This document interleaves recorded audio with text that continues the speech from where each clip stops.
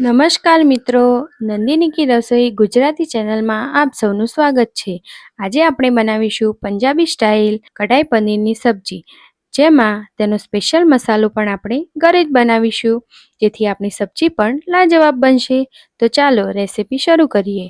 સૌપ્રથમ કઢાઈ પનીર મસાલો બનાવવા માટે આપણે થોડા ખડા મસાલા એટલે કે આખા મસાલાનો ઉપયોગ કરીશું, જેમાં આખા સૂકા ધાણા, જીરું, થોડા આખા મરી, થોડાક તજના ટુકડા, 2 સૂકા લાલ મરચા, 2 તમાલપત્ર અને 1 નાની આખી ઇલાયચી લીધી છે। ઇલાયચીથી આપણા મસાલાનો સ્વાદ અને સુગંધ બંને વધી જશે। આ બધા મસાલાને આપણે ડ્રાય રોસ્ટ કરી લઈશું અને એના માટે મેં અહીં લોખંડની કઢાઈનો ઉપયોગ કર્યો છે, જેથી મસાલો સારી રીતે રોસ્ટ થઈ જાય અને તેની સુગંધ પણ જળવાઈ રહે।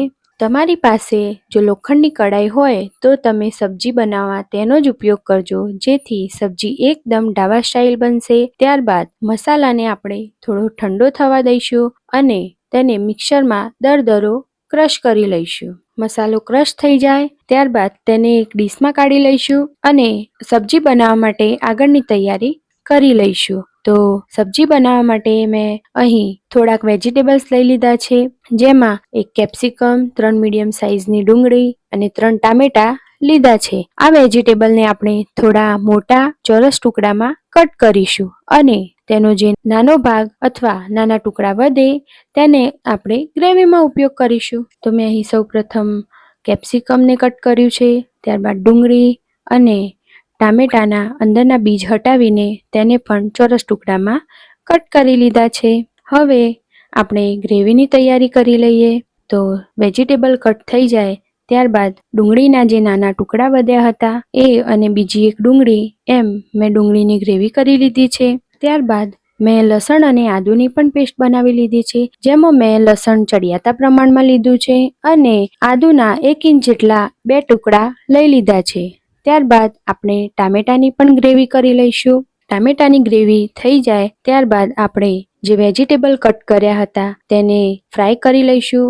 ત્યારબાદ મેં પનીરને પણ થોડા મોટા અને ચોરસ ટુકડામાં કટ કરી લીધું છે। હવે વેજીટેબલ અને પનીરને આપણે ફ્રાય કરી લઈશું, જેના માટે મેં અહીં લોખંડની કઢાઈ મૂકીને તેમાં 3 ચમચી ઘી ગરમ થવા મૂક્યું છે। તમે તેલ કે બટરનો પણ ઉપયોગ કરી શકો છો। ત્યારબાદ પનીરને સારી રીતે ગોલ્ડન બ્રાઉન થાય ત્યાં સુધી આપણે ફ્રાય કરી લઈશું। પનીર ફ્રાય થઈ જાય ત્યારબાદ તેને એક ડીશમાં કાઢી લઈશું અને તે જ કઢાઈમાં આપણે કેપ્સિકમ, ડુંગળી અને ટામેટાના જે ચોરસ અને મોટા ટુકડા કર્યા હતા તેને આપણે ફ્રાય કરી લઈશું। વેજીટેબલ ફ્રાય થાય એટલે આપણે તેને પણ જેમાં પનીર કાઢ્યું હતું તે ડીશમાં કાઢી લઈશું અને મેં સબ્જી બનાવવા માટે તે જ કઢાઈમાં 2 પાવડા જેટલું તેલ મૂક્યું છે। તેલ સારી રીતે ગરમ થાય એટલે એમાં જીરું નાખીશું, જીરાનો વઘાર આવે એટલે એમાં હિંગ નાખીશું। ત્યારબાદ તેમાં ડુંગળીની પેસ્ટ ઉમેરીશું, તેને થોડીવાર સાંતળીને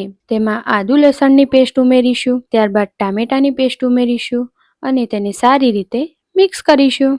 ગ્રેવી થોડી પાકવા આવે એટલે એમાં સ્વાદ અનુસાર આપણે મીઠું નાખીશું, હળદર અને કાશ્મીરી લાલ મરચું પાવડર પણ ઉમેરીશું, જેથી સબ્જીનો કલર એકદમ સરસ આવે। ત્યારબાદ મેં અહીં 1 થી 1.5 ચમચી જેટલી મલાઈને ફેટી લીધી છે। હવે ગ્રેવીને એકવાર મિક્સ કરીને તેમાં ફ્રાય કરેલી વેજીટેબલ અને પનીરના ટુકડા ઉમેરીશું, તેને સારી રીતે મિક્સ કરી લઈશું। ત્યારબાદ તેમાં ફેટેલી મલાઈ અને થોડી કસૂરી મેથી ઉમેરીશું। અહીં મેં અડધા કપ જેટલું પાણી ઉમેરીને શાકની કન્સિસ્ટન્સીને એડજસ્ટ કરી લીધી છે। હવે તેને ઢાંકીને 5 મિનિટ રહેવા દઈશું, જેથી આપણે જે પાણી ઉમેર્યું હતું તે શાકમાં સારી રીતે ભળી જાય અને 5 મિનિટ પછી આપણે ચેક કરી લઈશું તો શાકમાંથી તેલ પણ છૂટું પડી ગયું છે। હવે તેમાં ઉપરથી ધાણા ઉમેરીને તેને ગાર્નિશ કરી લઈશું અને તેને ગરમા ગરમ પરાઠા સાથે એન્જોય કરીશું।